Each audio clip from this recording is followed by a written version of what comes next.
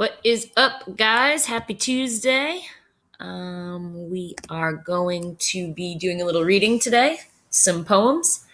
Before we start, we're going to look at our focus question like we always do. Why do you think cultures told myths about the same subject, such as thunder? Now, the first word we're going to talk about here today is myth. A myth is a made up story that tries to explain something in real life.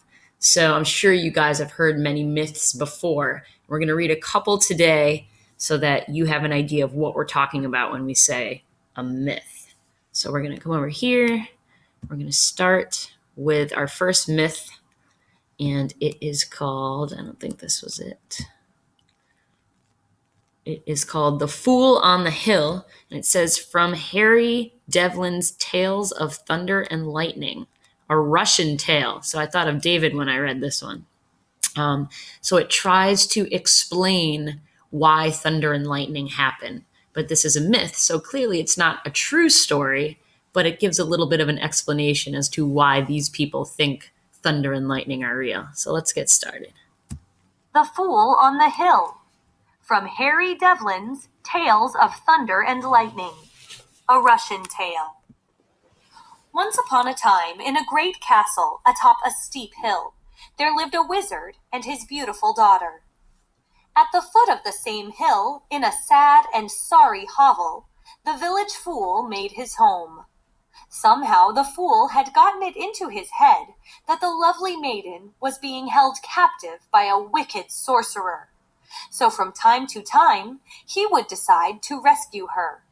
Arming himself with a homemade wooden lance and shield, and protecting his head with a copper tea kettle, the fool stormed the castle hill in order to save the fair damsel. The wizard, of course, always heard the fool climbing clumsily upward, and from his bag of tricks, he would draw forth magical balls of fire, lightning, to frighten away the poor simpleton. As the surprised fool toppled noisily back down the hill, head and tea kettle over heels, the beautiful maid would join her father in loud hoots of laughter. All this noise is what makes Russian thunder. So that's kind of a silly explanation for why Russian people believe that there's thunder. I wonder if, David, do you believe that? It seems kind of silly that thunder is being made by the beautiful maid and her father hooting with laughter because of this poor guy who's falling down the hill. So that's kind of an example of what a myth is. It's an explanation for why there's thunder, but we all know that since it's a myth, this isn't the real reason why there's thunder. But it is a funny story.